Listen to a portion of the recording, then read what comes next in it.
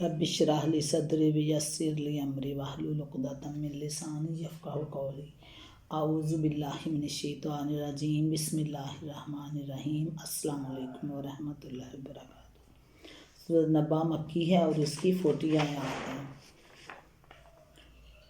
نام دوسری آیت کی فکر عن النباء العظیم کے لفظ النبا کو اس کا نام قرار دیا گیا، اور یہ صرف نام ہی نہیں بلکہ اس صورت کے مضامین کا عنوان بھی ہے، کیونکہ نبا سے مراد قیامت اور آخرت کی خبر ہے، اور صورت میں ساری بحث اسی پر کی گئی ہے۔ زمانہ نزول، جیسا کہ ہم سورہ مرسلات کے دیباچے میں بیان کر چکے ہیں، سورہ قیامت سے سورہ نازعات تک سب کا مضمون ایک دوسرے سے مشابہ ہے، اور یہ سب مکہ معظمہ کے ابتدائی دور کی نازل شدہ معلوم ہوتی ہیں۔ موضوع اور مضمون، اس کا مضمون بھی وہی ہے جو سورہ مرسلات کا ہے، یعنی قیامت اور آخرت کا اس بات اور اس کو ماننے یا نہ ماننے کے نتائج سے لوگوں کو خبردار کرنا۔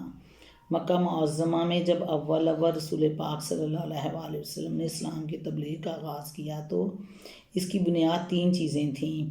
ایک یہ بات کہ اللہ کے ساتھ کسی کو خدائی میں شریک نہ مانا جائے۔ دوسری یہ کہ آپ صلی اللہ علیہ وآلہ وسلم کو اللہ نے اپنا رسول مقرر کیا ہے۔ تیسری یہ کہ اس دنیا کا ایک روز خاتمہ ہو جائے گا اور اس کے بعد ایک دوسرا عالم برپا ہوگا، جس میں تمام اولین و آخرین دوبارہ زندہ کر کے اسی جسم کے ساتھ اٹھائے جائیں گے جس میں رہ کر انہوں نے دنیا میں کام کیا تھا۔ پھر ان کے عقائد اور اعمال کا حساب لیا جائے گا، اور اس محاسبہ میں جو لوگ مومن و صالح ثابت ہوں گے وہ ہمیشہ کے لیے جنت میں جائیں گے، اور جو کافر و فاسق ہوں گے وہ ہمیشہ کے لیے دوزخ میں رہیں گے۔ ان تینوں باتوں میں سے پہلی بات اگرچہ اہل مکہ کو سخت ناگوار تھی، لیکن بہرحال وہ اللہ تعالیٰ کی ہستی کے منکر نہ تھے، اس کے رب اعلیٰ اور خالق و رازق ہونے کو بھی مانتے تھے، اور یہ بھی تسلیم کرتے تھے کہ دوسری جن جن ہستیوں کو وہ معبود قرار دیتے ہیں وہ اللہ ہی کی مخلوق ہیں۔ اس لیے جھگڑا صرف اس امر میں تھا کہ خدائی کی صفات و اختیارات میں اور الوہیت کی ذات میں ان کی کوئی شرکت ہے یا نہیں۔ دوسری بات کو مکے کے لوگوں نے ماننے کے لیے تیار نہ تھے،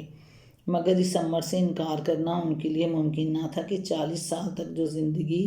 حضور پاک صلی اللہ علیہ وآلہ وسلم نے دعویٰ رسالت سے پہلے انہی کے درمیان گزاری تھی، اس میں انہوں نے کبھی آپ کو جھوٹا یا فریب کار یا نفسانی اغراض کے لیے ناجائز طریقے اختیار کرنے والا نہ پایا تھا۔ وہ خود آپ کی دانائی و فرزانگی، اسلامت روی اور اخلاق کی بلندی کے قائل و معترف تھے، اس لیے ہزار بہانے اور الزامات تراشنے کے باوجود انہیں دوسروں کو باور کرانا تو درکنار، اپنی جگہ خود بھی یہ باور کرنے میں سخت مشکل پیش آ رہی تھی کہ آپ صلی اللہ علیہ وآلہ وسلم سارے معاملات میں تو راست باز ہیں، مگر پھر صرف رسالت کے دعوے میں معاذ اللہ چھوٹے ہیں۔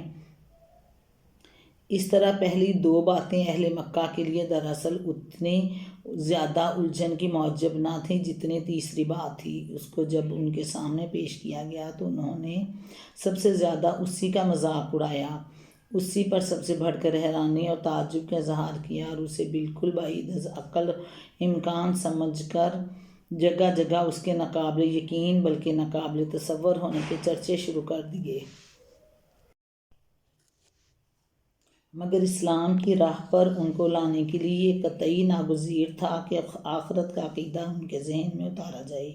کیونکہ اس عقیدے کو مانے بغیر یہ ممکن ہی نہ تھا کہ حق اور باطل کے معاملہ میں ان کا طرز فکر سنجیدہ ہو سکتا، خیر و شر کے معاملے میں ان کا معیار اقدار بدل سکتا، اور وہ دنیا پرستی کی راہ چھوڑ کر اس راہ پر ایک قدم بھی چل سکتے جس پر اسلام ان کو چلانا چاہتا تھا۔ یہی وجہ ہے کہ مکہ معظمہ کے ابتدائی دور کی صورتوں میں زیادہ تر زور آخرت کا عقیدہ دلوں میں بٹھانے پر صرف کیا گیا، البتہ اس کے لیے دلائل ایسے انداز سے دیے گئے ہیں جن سے توحید کا تصور بھی خود بخود ذہن نشین ہوتا چلا جاتا ہے، اور بیچ بیچ میں رسول پاک صلی اللہ علیہ وآلہ وسلم اور قرآن کے برحق ہونے کے دلائل بھی مختصراً دے دیے گئے ہیں۔ اس دور کی صورتوں میں آخرت کے مضمون کی اس تکرار کا سبب اچھی طرح سمجھ لینے کے بعد اب اس صورت کے مضامین پر ایک نگاہ ڈال لیجیے۔ اس میں سب سے پہلے ان چرچوں اور چہم گوئیوں کی طرف اشارہ کیا گیا جو قیامت کی خبر سن کر مکہ کے ہر کوچہ بازار اور اہل مکہ کی ہر محفل میں ہو رہی تھیں۔ اس کے بعد انکار کرنے والوں سے پوچھا گیا کہ کیا تمہیں یہ زمین نظر نہیں آتی جسے ہم نے تمہارے لیے فرش بنا رکھا ہے؟ کیا یہ بلند و بالا پہاڑ تمہیں نظر نہیں آتے جنہیں ہم نے زمین میں گاڑ رکھا ہے؟ کیا تم اپنے آپ کو نہیں دیکھتے کہ کس طرح ہم نے تمہیں مردوں اور عورتوں کے جوڑوں کی شکل میں پیدا کیا ہے؟ کیا تم اپنے نیند کو نہیں دیکھتے جس کے ذریعہ سے ہم نے تم کو دنیا میں کام کرنے کے قابل بنائے رکھنے کے لیے ہر چند گھنٹوں کی محنت کے بعد ہر چند گھنٹے آرام لینے پر مجبور کر رکھا ہے؟ کیا تم رات اور دن کی آمد و رفت کو نہیں دیکھتے جسے ٹھیک تمہاری ضرورت کے مطابق ہم باقاعدگی ساتھ مسلسل جاری رکھے ہوئے ہیں؟ کیا تم اپنے اوپر آسمانوں کو مضبوط بندھے ہوئے نظام کو نہیں دیکھتے؟ کیا سورج تمہیں نظر نہیں آتا جس کی بدولت تمہیں روشنی اور حرارت میسر آ رہی ہے؟ کیا تم ان بارشوں کو نہیں دیکھتے جو بادلوں سے برس رہی ہیں اور ان کے ذریعے سے غلے اور سبزیاں اور گھنے باغ اگ رہے ہیں؟ یہ ساری چیزیں کیا تمہیں یہی بتا رہی ہیں کہ جس قادر مطلق نے ان کو پیدا کیا اس کی قدرت قیامت لانے اور آخرت برپا کرنے سے عاجز ہے، اور اس پورے کارخانے میں جو کمال درجے کی حکمت و دانائی صریحاً کار فرما ہے، کیا اس کو دیکھتے ہوئے تمہاری سمجھ میں یہ نہیں آتا کہ اس کارخانے کے ایک ایک جز اور ایک ایک فعل تو بمقصد ہے، مگر بجائے خود پورا کارخانہ بے مقصد ہے؟ آخر اس سے زیادہ لغو اور بے معنی بات کیا ہو سکتی ہے کہ اس کارخانے میں انسان کو پیش رفت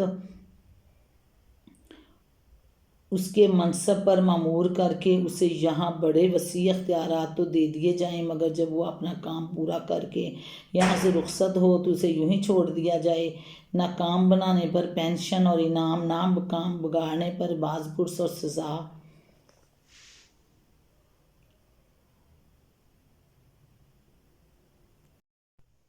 یہ دلائل دینے کے بعد پورے زور کے ساتھ فرمایا گیا کہ فیصلے کا دن یقیناً اپنے مقرر وقت پر آ کر رہے گا۔ سور میں بس ایک پھونک مارنے کی دیر ہے، وہ سب کچھ جس کی تمہیں خبر دی جا رہی ہے سامنے آ جائے گا، اور تم آج چاہے مانو یا نہ مانو اس وقت جہاں جہاں بھی تم مرے پڑے ہوگے وہاں سے فوج در فوج اپنا حساب دینے کے لیے نکل آؤ گے۔ تمہارا انکار اس واقعہ کو پیش آنے سے نہیں روک سکتا۔ اس کے بعد آیت نمبر 21 سے 30 تک بتایا کہ جو لوگ حساب کتاب کی توقع نہیں رکھتے اور جنہوں نے ہماری آیات کو جھٹلا دیا ہے ان کا ایک ایک کرتوت گن گن کر ہمارے ہاں لکھا ہوا ہے، اور ان کی خبر لینے کے لیے جہنم گھات لگائے ہوئے تیار ہے جہاں ان کے اعمال کا بھرپور بدلہ انہیں دے دیا جائے گا۔ پھر آیت نمبر 31 سے 36 تک ان لوگوں کی بہترین جزا بتائی گئی ہے جنہوں نے اپنے آپ کو ذمہ دار اور جواب دہ سمجھ کر دنیا میں اپنی آخرت درست کرنے کی پہلے ہی فکر کر لی ہے، اور انہیں اطمینان دلایا گیا ہے کہ انہیں ان کی خدمات کا صرف اجر ہی نہیں دیا جائے گا بلکہ اس سے زائد کافی انعام بھی دیا جائے گا۔ آخر میں خدا کی عدالت کا نقشہ کھینچا گیا ہے، وہاں کسی کے اڑ کر بیٹھ جانے اور اپنے تنوسلین کو بخشوا کر چھوڑنے کا کیا سوال۔ کوئی بلا اجازت زبان تک نہ کھول سکے گا، اور اجازت بھی اس شرط کے ساتھ ملے گی کہ جس کے حق میں سفارش کا اذن ہو صرف اسی کے لیے سفارش کرے اور سفارش میں کوئی بیجا بات نہ کہے۔ نیز سفارش کی اجازت صرف ان لوگوں کے حق میں دی جائے گی جو دنیا میں کلمہ حق کے قائل رہے ہیں اور محض گناہ گار ہیں، خدا کے باغی اور حق کے منکر کسی سفارش کے مستحق نہ ہوں گے۔ پھر کلام کو اس تنبیہ پر ختم کیا گیا کہ جس دن کے آنے کی خبر دی جا رہی ہے اس کا آنا برحق ہے، اسے دور نہ سمجھو اور وہ قریب ہی آ لگا ہے۔ اب جس کا جی چاہے اسے مان کر اپنے رب کا راستہ اختیار کر لے،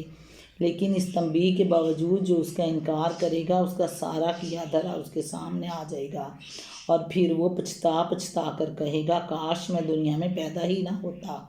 اس وقت اس کا یہ احساس اسی دنیا کے بارے میں ہوگا جس پر وہ آج لٹو ہو رہا ہے۔ السلام علیکم ورحمۃ اللہ وبرکاتہ۔